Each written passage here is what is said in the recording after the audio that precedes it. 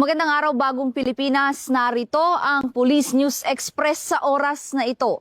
Pinangunahan ni PNP Chief Police General Nicolas Torre III ang send-off at awarding ceremony ng PNP contingents for the UN Mission for South Sudan ngayong araw, Agosto 12, taong kasalukuyan dito sa Campo Crame.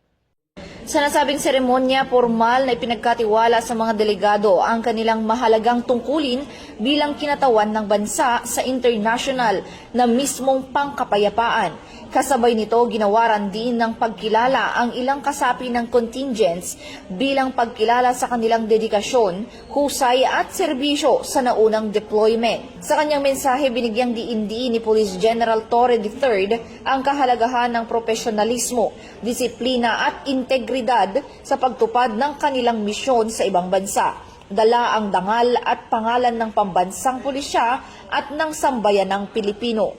Ang PNP contingents ay inaasahang tutulong sa pagpapanatili ng kapayapaan, seguridad at kaayusan sa South Sudan alinsunod sa mandato ng United Nations.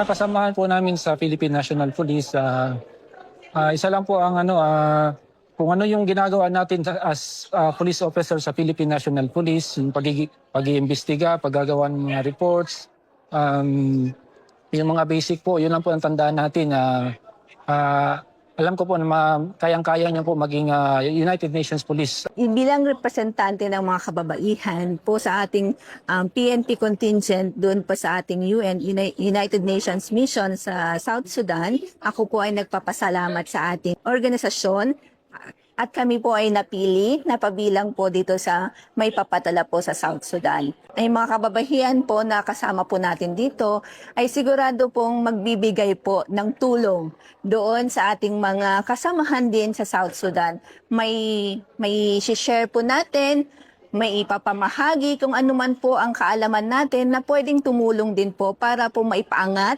ang level or development sa kanila tungkol sa human rights, mga karapatan ng mga kababaihan, at kung papaano ito mas lalo pa na mapaangat sa kanila.